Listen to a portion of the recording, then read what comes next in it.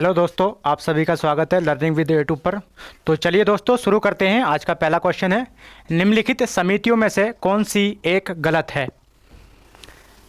पहला है ऑप्शन हमारा संचालन समिति। संचालन समिति के अध्यक्ष कौन थे? डॉक्टर राजेंद्र प्रसाद। दूसरा है संघ संविधान समिति। संघ संविधान समिति के अध्यक्ष थे पंडित जवाहरलाल नेहरू। प्रारूप समिति की जब हम दोस्तों बात करते हैं तो प्रारूप समिति के अध्यक्ष कौन थे? प्रारूप समिति के अध्यक्ष थे doctor B R Ambedkar. Doctor B R Ambedkar. दोस्तों अगर हम प्रारूप समिति की बात करते हैं तो प्रारूप समिति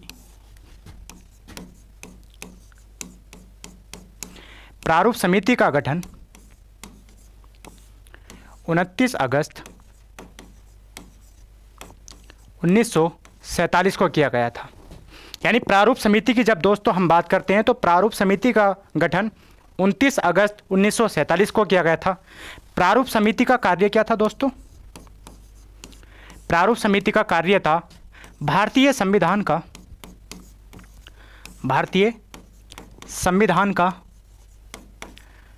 प्रारूप तैयार करना। यानी प्रारूप समिति का कार्य था भारतीय संविधान का प्रारूप तैयार करना। प्रारूप समिति की दोस्तों हम बात करते हैं तो इसमें कुल सदस्य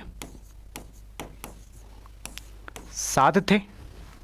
इसके अध्यक्ष की बात करते हैं तो दोस्तों इसके अध्यक्ष कौन थे? B R Ambedkar. बात करते हैं दोस्तों प्रारूप समिति के एकमात्र कांग्रेसी सदस्य की, तो कौन से थे दोस्तों? के एम मुंशी की बात करते हैं दोस्तों। बात करते हैं एकमात्र मुस्लिम सदस्य की।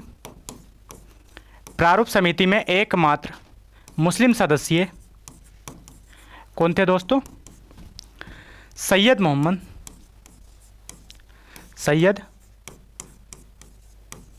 मोहम्मद सादुल्ला। तो इसका हमारा क्या आ जाएगा दोस्तों आंसर? इसका आ जाएगा सी आ जाएगा।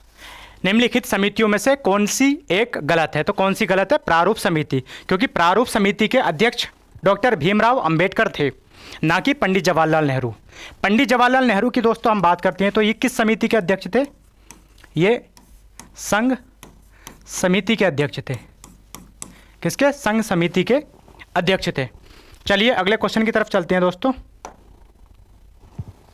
निम्नलिखित समिति में कौन सी सही नहीं है? मूल अधिकार उपसमिति, इसके अध्यक्ष जेबी कृपलानी, सही है।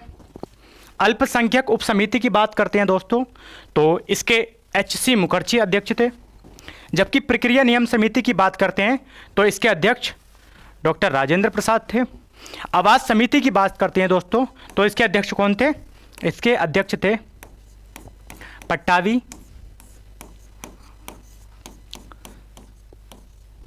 सीता रमैया। पट्टावी सीता रमैया इसके अध्यक्ष थे। के एम मुंशी की बात करते हैं दोस्तों तो ये किस समिति के अध्यक्ष थे? ये थे कार्य संचालन समिति के अध्यक्ष। किसके थे? कार्य संचालन समिति के अध्यक्ष थे। तो इसका हमारा क्या हो जाएगा? ऑप्शन हमारा डी सही हो जाएगा। यानी निम्नलिखित समिति में कौन सी सही नहीं है? तो कौन सी सही नहीं है दोस्तों? आवास समिति सही नहीं है, क्योंकि इसके अध्यक्ष पट्टावी सीता रमैया थे, ना कि के एम मुंशी। के एम मुंशी किस समिति के अध्यक्ष थे? कार्य संचालन समिति के अध्यक्ष थे। चलिए दोस्तों चलते हैं अगले क्वेश्चन की तरफ। भारतीय संविधान निम्न में से किसका सर्वाधिक ऋणी है? यानी भारत का जो संविधान था दोस्तों उसमें सबसे ज़्यादा किस देश के प्रावधान को लिया गया है, या किस देश के प्रावधान से सबसे ज़्यादा क्या है प्रावधानों को उठाया गया है, वो बात की गई है। अमेरिका के संविधान की बात करते हैं दोस्तों तो आपको पता होना चाहिए अमेरिका के संविधान से क्या क्या प्रावधान लिए गए। अगर हम प्रस्तावना की बात करते हैं तो प्रस्तावना कहाँ से ली गई है? ये अमेरिका के संविधान से ली गई है। अगर बात करते हैं राष्ट्रपति पद की, तो ये भी कहाँ से लिया गया है? ये भी अमेरिका के संविधान से लिया गया है। बात करते हैं मौलिक अधिकारों की, मौलिक अधिकारों की, तो इसको भी कहाँ से लिया गया है दोस्तों? इसको भी अमेरिका के संविधान से लिया गया है। इसके बाद महाभियोग की बात करते हैं दोस्तों, महाभियोग की बात करते हैं, तो ये भी कहाँ से लिया गया? अमेरिका के संविधान से लिया गया है। इसके बाद दोस्तों बात करते हैं सर्वोच्च न्यायालय का गठन एवं शक्तियाँ, सर्वोच्च न्यायालय का गठन एवं शक्तियाँ, गठन एवं शक्तियाँ, तो ये भी कहाँ से लिया गया दोस्तों? ये भी अमेरिका के संविधान से लिया गया है। इसके बाद बात करते हैं दोस्तों जापान के संविधान से, तो जापान के संविधान से क्या क्या प्रावधान लिए गए हैं? यहाँ से लिया गया विधि द्वारा स्थापित प्रक्रिया, विधि द्वारा स्थापित प्रक्रिया को कहाँ से लिया गया है? जापान के संविधान से लिया गया है। कनाडा के संविधान की बात करते हैं दोस्तों, यहाँ से क्या लिया गया? यहाँ से लिया गया है सशक्त केंद्र के साथ संघीय व्यवस्था, सशक्त केंद्र के साथ संघीय व्यवस्था को लिया गया है। और क्या लिया गया है? अपशिष्ट शक्तियों का केंद्र में निहित होना, केंद्र में निहित होना, ये कहाँ से लिया गया है दोस्तों? ये कनाडा के संविधान से लिया गया है। भारत शासन अधिनियम की बात करते हैं दोस्तों, तो यहाँ से क्या लिया गया?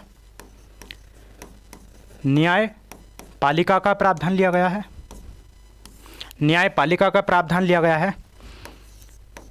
शक्तियों के बंटवारे की बात करते हैं दोस्तों, शक्तियों का बंटवारा, ये भी कहाँ से लिया गया दोस्तों? ये भारत शासन अधिनियम 1935 से लिया गया।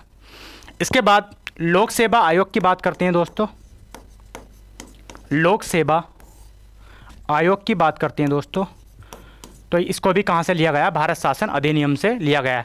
तो इसका हमारा करेक्ट आंसर क्या हो जाएगा? इसका डी हो जाएगा, भारत शासन अधिनियम 1935 से। ऐसा माना जाता है दोस्तों, जो भारत शासन अधिनियम 1935 है उसमें से लगभग 60% हिस्सा क्या है? भारतीय संविधान में एडॉप्ट कर लिया गया था, यानी भारतीय संविधान का अधिकांश भाग कहाँ से लिया गया था? भारत शासन अधिनियम 1935 से लिया गया था। चलिए दोस्तों अगले क्वेश्चन की तरफ चलते हैं। भारतीय संविधान में अमेरिका से लिया गया है मौलिक अधिकार, मौलिक अधिकार की बात करते हैं दोस्तों, कहाँ से लिए गए हैं? अमेरिका से लिए गए हैं। कहाँ से लिए गए? अमेरिका से लिए गए। सर्वोच्च न्यायालय की बात करते हैं दोस्तों, सर्वोच्च न्यायालय इसकी शक्तियों की, अधिकारों की बात करते हैं, तो ये भी कहाँ से लिया गया है? अमेरिका से लिया गया है।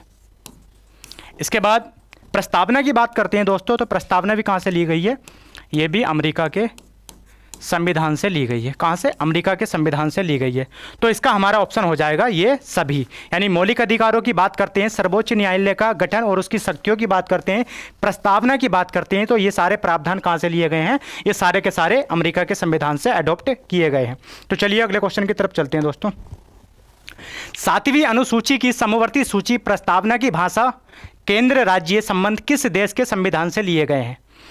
अगर हम ऑस्ट्रेलिया के संविधान की बात करते हैं दोस्तों, तो प्रस्तावना की भाषा ली गई है। यहाँ से किसको लिया गया है? प्रस्तावना की भाषा को लिया गया है। ऑस्ट्रेलिया के संविधान की जब हम बात करते हैं दोस्तों, तो यहीं से क्या लिया गया है? समवर्ती सूची का प्रावधान लिया गया है। क्या लिया गया है? समवर्ती सूची का प्रावधान लिया गया है। तो इसका हमारा क्या आ जाएगा? केंद्र और राज्यों के बीच प्रावधान भी यहीं से लिए गए हैं दोस्तों। केंद्र व राज्यों के बीच संबंध,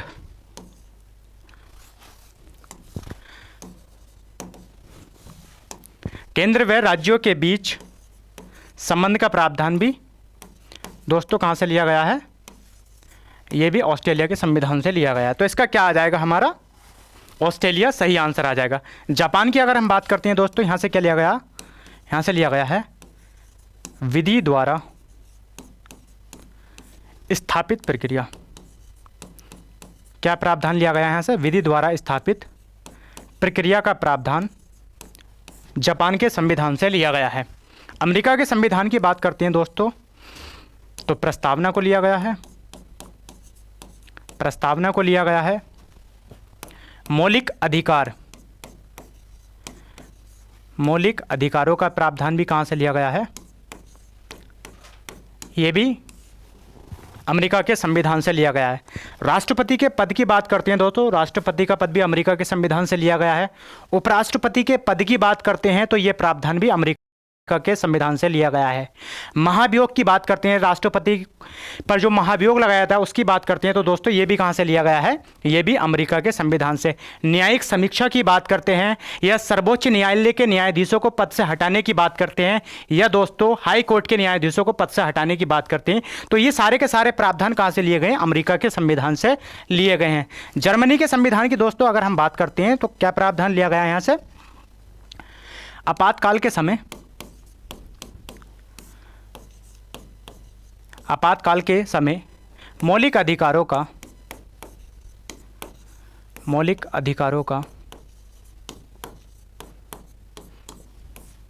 स्थगन क्या लिया गया?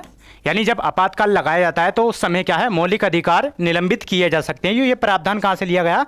जर्मनी के संविधान से लिया गया।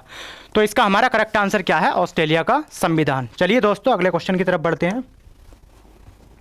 भारत शासन अधिनियम से भारत के संविधान में लिया गया है। क्या क्या लिया गया दोस्तों? यानी भारत शासन अधिनियम 1935 से भारत के संविधान में क्या क्या चीज़ें अडॉप्ट की गई हैं। तो लोक सेवा आयोग की अगर हम बात करते हैं तो कहाँ से लिया गया है? ये लिया गया है भारत शासन अधिनियम 1935 से लिया गया। इसके बाद न्यायपालिका की शक्तियों की बात करते हैं, न्यायपालिका की बात करते हैं तो ये भी कहाँ से लिया गया है? ये भी लिया गया है हमारा भारत शासन अधिनियम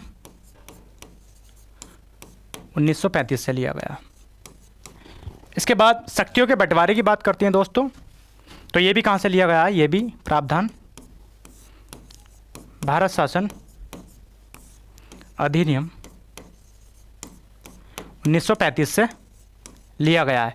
यानी ऐसा माना जाता है कि भारतीय संविधान का लगभग 60% हिस्सा कहाँ से लिया गया है? भारत शासन अधिनियम 1935 से लिया गया है। तो इसका करेक्ट आंसर हो जाएगा ये सभी। चलिए अगले क्वेश्चन की तरफ बढ़ते हैं दोस्तों।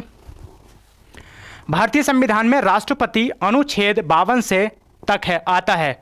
कौन से अनुच्छेद तक आता है दोस्तों? अगर हम अनुच्छेद 60 की बात करते हैं दोस्तों तो इसमें क्या प्रावधान दे रखे हैं? इसमें दे रखे हैं राष्ट्रपति की शपथ का प्रावधान। राष्ट्रपति की शपथ का प्रावधान दोस्तों संविधान में कहाँ दे रखा है? अनुच्छेद 60 में दे रखा है।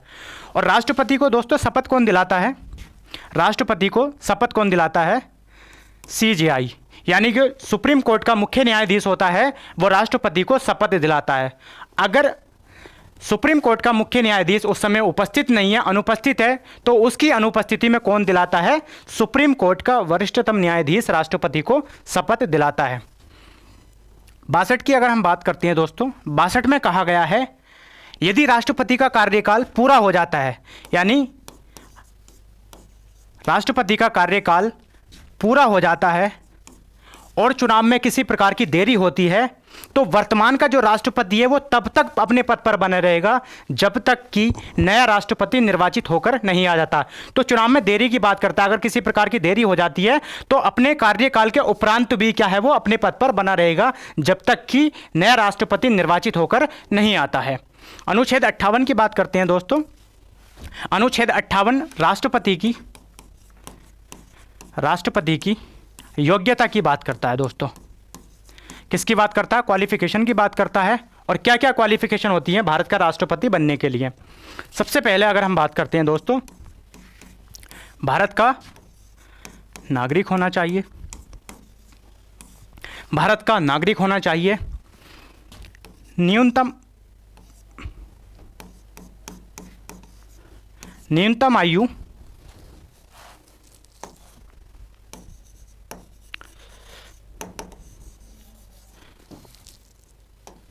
18 न्यूनतम आयु कितनी होनी चाहिए दोस्तों? 35 वर्ष। 35 वर्ष होनी चाहिए। लोकसभा का सदस्य बनने की योग्यता रखता हो। लोकसभा का सदस्य बनने की योग्यता रखता हो। लाभ का पद धारण ना करता हो। तो दोस्तों अनुच्छेद 58 क्या कहता है? राष्ट्रपति बनने की योग्यता की बात करता है। और राष्ट्रपति बनने की क्या क्या योग्यताएं होती हैं? पहला है हमारा भारत का नागरिक होना चाहिए, न्यूनतम आयु 35 वर्ष होनी चाहिए, लोकसभा का सदस्य बनने की योग्यता रखता हो और लाभ का पद धारण ना करता हो। इसके बाद दोस्तों अनुच्छेद 54 की बात करते हैं। तो अनुच्छेद 54 में क्या प्रावधान किए गए हैं? राष्ट्रपति के निर्वाचक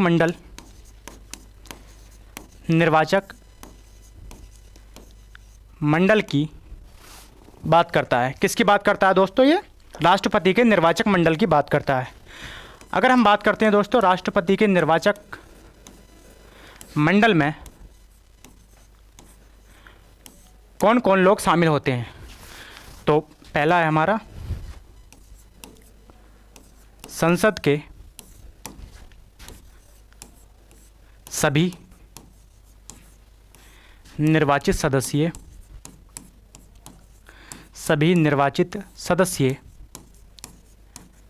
भाग लेते हैं। दोस्तों राष्ट्रपति के निर्वाचक मंडल में कौन कौन लोग भाग लेते हैं? संसद के सभी निर्वाचित सदस्य भाग लेते हैं। दूसरा है सभी राज्यों के विधानसभाओं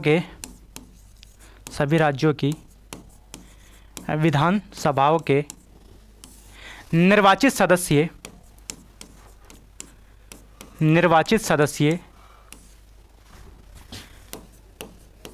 भाग लेते हैं। दोस्तों निर्वाचित सदस्य भाग लेते हैं।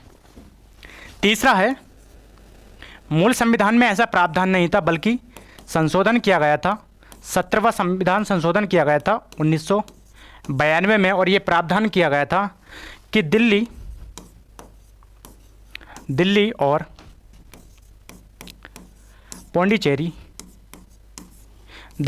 पौंडीचेरी केंद्र शासित प्रदेशों के विधानसभाओं के निर्वाचित सदस्य भी भाग लेंगे।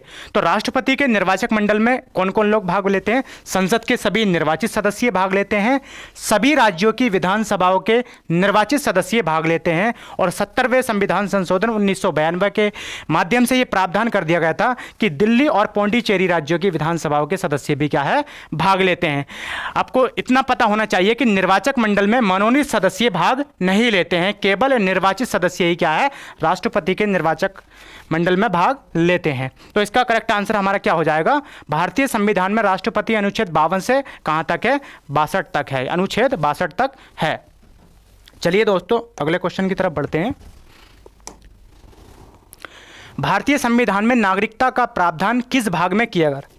यानी नागरिकता की बात करते हैं दोस्तों, तो भाग 1 हमारा किसकी बात करता है? भाग 1 बात करता है संघ और उसका राज्य क्षेत्र की क्या बात करता है? संघ और उसका राज्य क्षेत्र की बात करता है। तो कहां से कहां तक? अनुच्छेद 1 से लेकर 4 तक इसका क्या है? प्रावधान किया गया है। भाग 2 की बात करते हैं दोस्तों, नागरिकता की बात करता है। ये किसकी? नागरिकता की बात करता है। और कहां से कहां तक है दोस्तों? ये अनुच्छेद 5 से लेकर 11 तक प्रावधान करता है। नागरिकता की दोस्तों जब हम बात करते हैं तो आपको पता होना चाहिए नागरिकता का प्रावधान कहां से लिया गया? ब्रिटेन के संविधान से लिया। यानी भारत में एकल नागरिकता का प्रावधान ब्रिटेन के संविधान से लिया गया।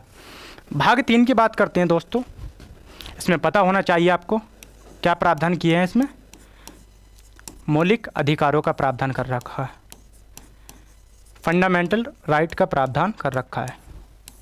कहाँ से कहाँ तक है दोस्तों? ये अनुच्छेद 12 से 35 तक इसका प्रावधान कर रखा है। दोस्तों अगर हम मौलिक अधिकारों की बात करते हैं, मौलिक अधिकारों की बात करते हैं, तो मूल संविधान में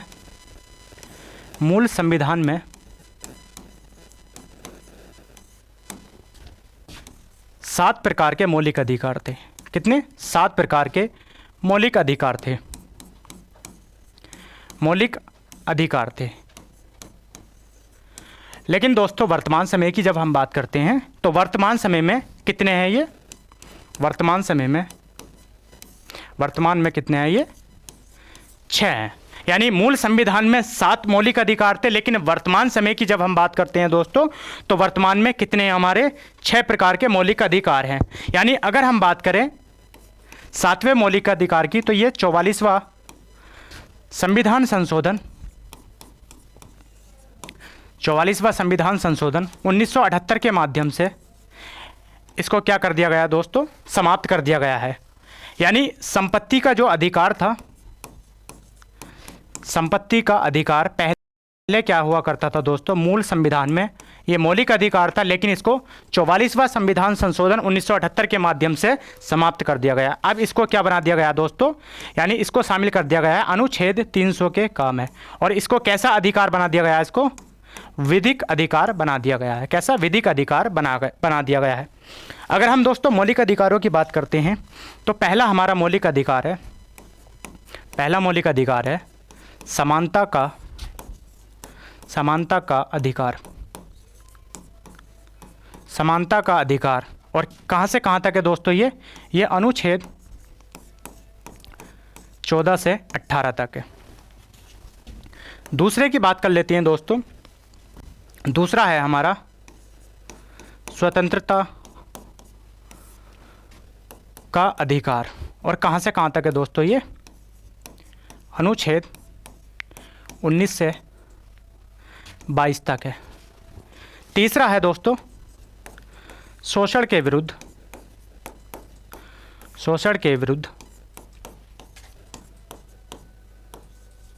अधिकार।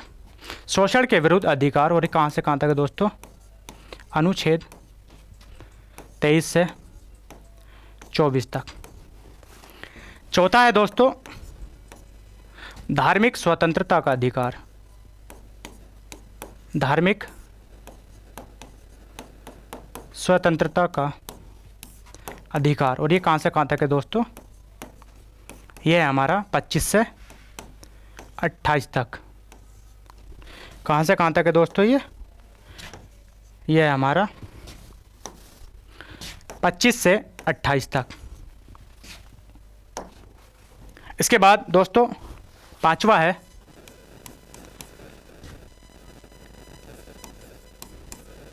शिक्षा एवं सांस्कृतिक अधिकार।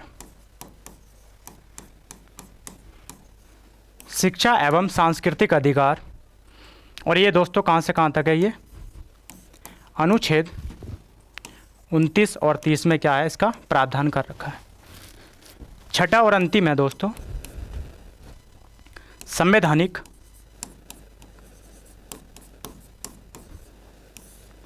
उपचारों का अधिकार। उपचारों का अधिकार और ये कहाँ से कहाँ तक है दोस्तों? ये अनुच्छेद 32 में इसका प्रावधान कर रखा है। अगर हम अनुच्छेद 32 की बात करते हैं दोस्तों, डॉक्टर B.R. अम्बेडकर ने इसको क्या कहा है? B.R. अम्बेडकर ने संविधान की इसको क्या कहा है? आत्मा। क्या कहा है दोस्तों? अनुच्छेद 32 को संविधान की आत्मा कहा है। तो इसका हमारा आंसर क्या हो जाता है? इसका हो जाता है दोस्तों हमारा भारतीय संविधान में नागरिकता भाग 2 से ली गई है। भाग 5 की बात करते हैं तो दोस्तों इसमें संघ और सरकार की बात की गई है और ये कहाँ से कहाँ तक है दोस्तों? ये है हमारा 52 से 151 तक है, यानी 52 से 151 अनुच्छेदों तक है दोस्तों। तो चलिए दोस्तों अगले क्वेश्चन की तरफ चलते हैं।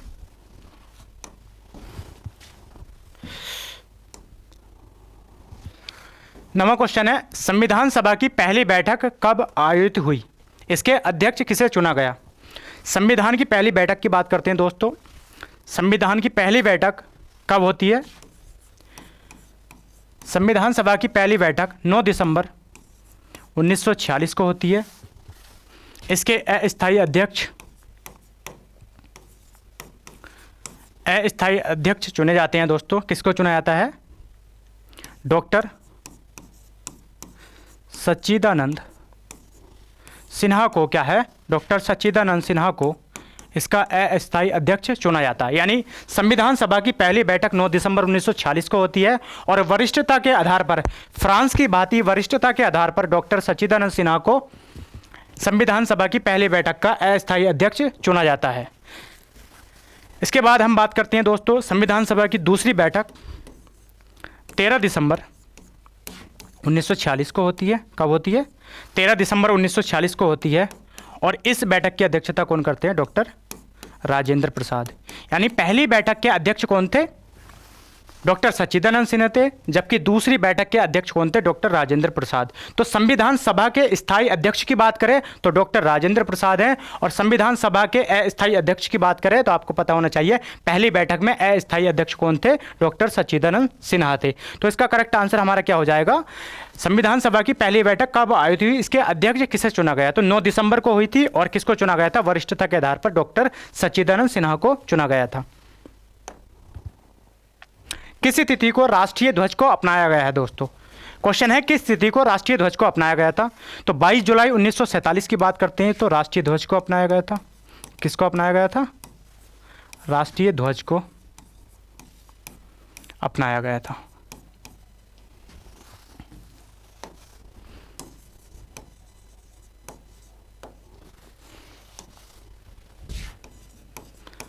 अपनाया गया था। कब अपनाया गया था दोस्तों? 22 जुलाई 1947 की बात करते हैं। अगर हम बात करते हैं दोस्तों 24 जनवरी 1950 की तो आपको पता होना चाहिए राष्ट्रीय गीत को अपनाया गया था। और किसको अपनाया गया था? राष्ट्रगान को अपनाया गया था। कब? 24 जनवरी 1950 को। 26 नवंबर 1949 की बात करते हैं दोस्तों। संविधान सभा की 11वीं बैठक 26 नवंबर 1949 के, यानी कि 26 नवंबर 1949 को संविधान सभा की 11वीं बैठक हुई थी और 26 नवंबर 1949 को ही संविधान का कुछ भाग लागू कर दिया गया था। शेष भाग संविधान का कब लागू किया गया था? 26 जनवरी 1950 को लागू किया गया था। इसलिए प्रत्येक वर्ष 26 नवंबर को हम किस के रूप में मनाते हैं? विधि दिवस के रूप में बनाते हैं। तो इसका हमारा करेक्ट आंसर क्या आ जाएगा? इसका आ जाएगा 22 जुलाई। राष्ट्रीय ध्वज को कब अपनाया गया था? 22 जुलाई 1947 को अपनाया गया था। 11वां क्वेश्चन है संविधान सभा के गठन का विचार सर्वप्रथम किसने दिया था? दोस्तों अगर हम बात करते हैं सर्वप्रथम विचार की, किसने दिया था? सर्वप्रथम की अगर हम बात करते हैं तो 1895 में किसने दिया था? बाल गंगाधर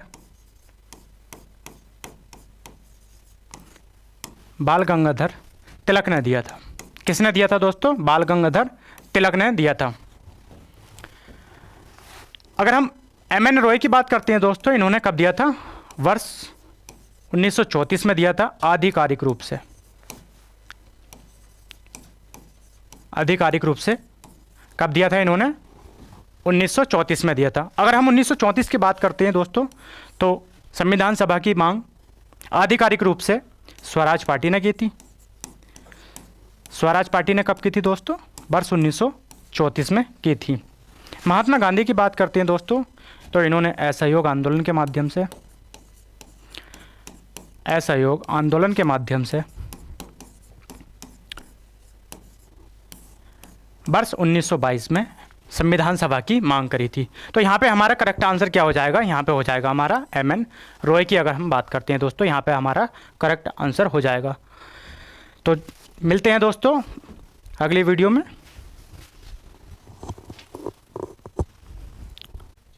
तो चलिए दोस्तों अगले क्वेश्चन की तरफ बढ़ते हैं। अगला क्वेश्चन है, भारतीय संविधान बनाने के लिए कुल कितनी कमेटियां गठित की गई थी? तो दोस्तों भारत का संविधान बनाने के लिए अगर हम कुल कमेटियों की बात करते हैं, समितियों की बात करते हैं, तो कितनी समितियां गठित की गई थी? 22 समितियों का गठन किया गया था। तो चलिए दोस्तों मिलते हैं कल।